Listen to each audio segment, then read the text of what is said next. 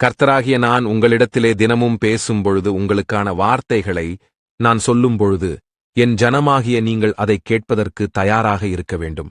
என் மகளே, என் மகனே, கர்த்தராகிய நான் பேசும் பொழுது அதை நீங்கள் கேட்க வேண்டும். அது உங்களுக்கு பெரிய ஆசீர்வாதமாகும்.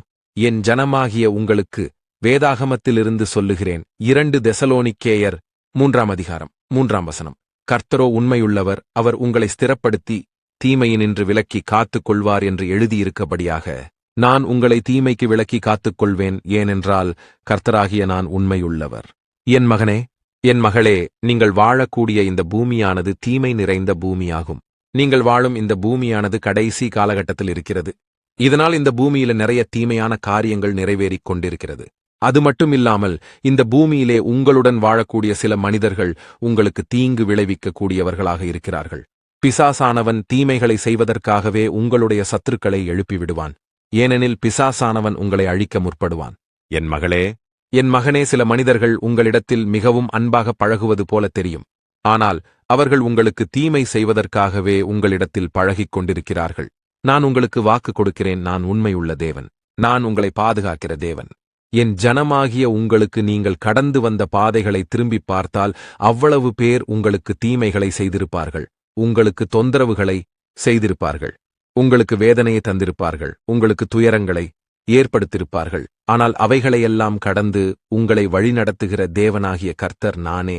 என் மகளே, என் மகனே, நீங்கள் கர்த்தராகிய என்னிடத்தில் உண்மையாக இருந்தால் நான் உங்களுக்கு உண்மையுள்ள தேவனாக இருப்பேன். நான் உங்களுக்கு வாக்கு கொடுத்திருக்கிறேன். நான் வாக்கு மாறாத தேவன். நான் உங்களை கடைசி வரை பார்த்துக் கொள்வேன் என்று உங்களுக்கு வாக்கு கொடுத்திருக்கிறேன். அந்த வாக்கு தத்தத்தினை நீங்கள் பெற்றுக்கொள்ளுங்கள். பலவீனமாக உள்ள உங்களை பலமானவர்களாக மாற்றி உங்களை மென்மேலும் நீங்கள் செய்யும் காரியங்களில் வளர பண்ணுவேன். நீங்கள் எந்த காரியங்கள் செய்தாலும் உங்களை நம்பி செய்யாமல் கர்த்தராகிய என்னை நம்பி செய்யுங்கள். நீங்கள் ஒரு வேலை செய்தால் அந்த வேலையிலே என்னை துதித்து செய்யுங்கள். நீங்கள் ஒரு வியாபாரம் செய்தால் அந்த வியாபாரத்தில் என்னை முதன்மைப்படுத்தி செய்யுங்கள். பள்ளி கல்லூரிகளில் படிப்பவர்களாக இருந்தால் கர்த்தராக என்னை துதித்து செயல்படுங்கள். கர்த்தராகிய என்னை நம்பி செயல்படுபவரை நான் கடைசி காலம் வரை அவர்களிடத்திலே உண்மையாக இருப்பேன். நான் வாக்கு மாறாத தேவன். நீங்கள் ஊழியம் செய்பவர்களாக இருந்தால் என்னை நம்பி ஊழியம் செய்யுங்கள். உங்களை கடைசி காலம் வரை நடத்துவேன். எத்தனை பேர் உங்களுக்கு விரோதமாக எழும்பினாலும் உங்களுக்கு எதிராக செயல்பட்டாலும் கர்த்தர் ஆகிய நான் உங்களுடனே இருக்கிறேன். நான் உங்களை காத்துக் கொள்கிறேன். உங்களை கைவிட மாட்டேன். நீங்கள் தேவன் உண்மையுள்ளவர் என்பதை அறிந்து கொள்ளுங்கள். இன்னைக்கு உங்களுக்கு வந்துள்ள போராட்டம், பிரச்சனைகள், நெருக்கம், வேதனைகள், துக்கம் போன்றவைகளில் இருந்து கர்த்தராகிய நான் உங்களுக்கு விடுதலையை உண்டு பண்ணுவேன். உங்களுடைய சூழ்நிலைகளை மாற்றி உங்களை மேன்மை அடைய செய்வேன். என்னை விசுவாசிக்கிற என் ஜனமாகிய உங்களை பொல்லாத மனிதர்களிடத்திலிருந்து உங்களை காத்துக்கொள்வேன். தேவனாகிய நான் உண்மையுள்ளவராக இருந்தது உங்களை நடத்துவேன். நீங்கள் ஜெபத்தினிலே என்னை நோக்கி, ஆண்டவரே, நீங்கள் என்னை பாதுகாத்துக் கொள்ளும். நான் உங்களை விசுவாசிக்கிறேன். நீங்கள் உண்மையுள்ளவர் என்று சொல்லி என்னை ஆராதியுங்கள். அப்பொழுது நான் உங்களுக்கு இறங்கி உங்களுடைய சூழ்நிலைகளை மாற்றி உங்களை ஆசீர்வதித்து உங்களுக்கு அற்புதங்களைச் செய்வேன். உங்களுக்கு வேதாகமத்திலிருந்து சொல்லுகிறேன். சங்கீதம் 115 அதிகாரம் 13 கர்த்தருக்கு பயப்படுகிற பெரியோரையும் சிறியோரையும் ஆசீர்வதிப்பார் என்று எழுதியிருக்கபடியாக கர்த்தருக்கு பயப்படுகிற குடும்பத்தில் உள்ள பெரியோரையும் சிறியோரையும் கர்த்தராகிய நான் ஆசீர்வதிப்பேன். சிறு பிள்ளைகளுக்கு எந்த மாதிரியான ஆசீர்வாதங்கள் தேவைப்படும் என்று என் ஜனமாகிய உங்களுக்கு தெரியுமா? சிறு பிள்ளைகளுக்கு நல்ல படிப்பு, நல்ல ஆரோக்கியமான உடல்நிலை, நல்ல ஞானம், நல்ல திறமை, இது மாதிரியான ஆசீர்வாதங்களை சிறு குழந்தைகளுக்கு வழங்கி அவர்களை ஆசீர்வதிக்கிறேன். குடும்பத்தில் உள்ள பெரியவர்களுக்கு நல்ல வருமானம் தேவை. தொழில் செய்கிறீர்கள் என்றால் நல்ல வியாபாரங்கள் தேவை, நல்ல உடல் நலம் தேவை. சிலர் நீங்க வேலை செய்து கொண்டிருக்க இடத்திலேயே பதவி உயர்வு கூட தேவையாக இருக்கலாம்.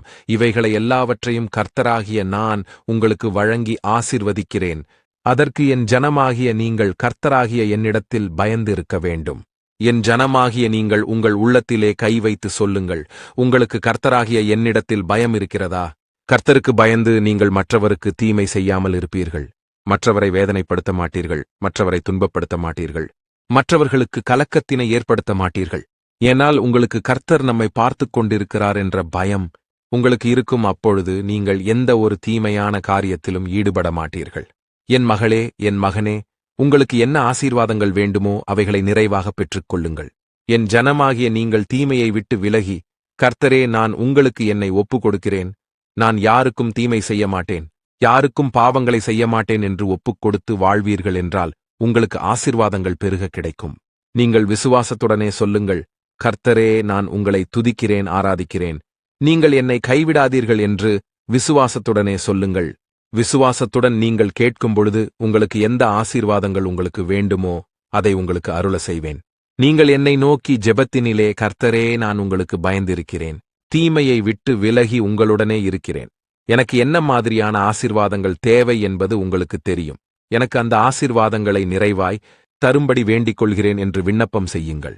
அப்பொழுது நான் உங்களுக்கு இறங்கி உங்களுடைய வேண்டுதல்களை கேட்டு உங்களுக்கு ஆசீர்வாதங்களையும் அற்புதங்களையும் செய்வேன். என்னை விசுவாசித்து நம்புகிறவர்களை நான் கைவிடுவதில்லை. என்னை விசுவாசிக்கிறவர்கள் ஆசீர்வாதங்களையும் அற்புதங்களையும் கொள்வார்கள். என் ஜனமாகிய உங்களுக்கு கடினமான காலங்களில், வேதனையான காலங்களில், துக்கமான காலங்களில் உங்களுக்கு கர்த்தர் என கைவிட்ட மாதிரி தெரியுதே என்று கலங்கிக் கொண்டிருக்கிறீர்களா? அப்படிப்பட்ட என் ஜனமாகிய உங்களுக்கு வேதாகமத்திலிருந்து சொல்லுகிறேன். சங்கீதம் 9:10 கர்த்தாவே, உம்மை தேடுகிறவர்களை நீர் கைவிடுகிறது இல்லை என்று எழுதியிருக்கபடியாக கர்த்தராகிய நான் உங்களை கைவிட மாட்டேன். என்னை விசுவாசிக்கிற என் ஜனமாகிய உங்களை நான் கைவிடுவதில்லை. உங்களுடைய கடினமான சூழ்நிலைகளில் மனிதர்கள் உங்களை கைவிடலாம். உங்களுடைய நண்பர்கள் உங்களை கைவிடலாம். உங்களுடைய உறவினர்கள் உங்களை கைவிடலாம். உங்களுடைய பெற்றோர்கள் உங்களை கைவிடலாம். ஆனால் கர்த்தராகிய நான் உங்களை கைவிடுவதில்லை, கைவிடவும் மாட்டேன். பரிசுத்த வாழ்க்கையிலே நீதிமான்களாக வாழக்கூடிய என் ஜனமாகிய உங்களை என்னால் எப்படி கைவிட முடியும்? நீங்கள் என்னை விசுவாசியுங்கள், உங்களுடைய பயத்தினை தூக்கி எறியுங்கள். நான் ஆசீர்வதித்து உங்களை திடப்படுத்துகிறேன். கர்த்தராகிய நான் உங்களை ஒரு நாளும் கைவிட மாட்டேன்.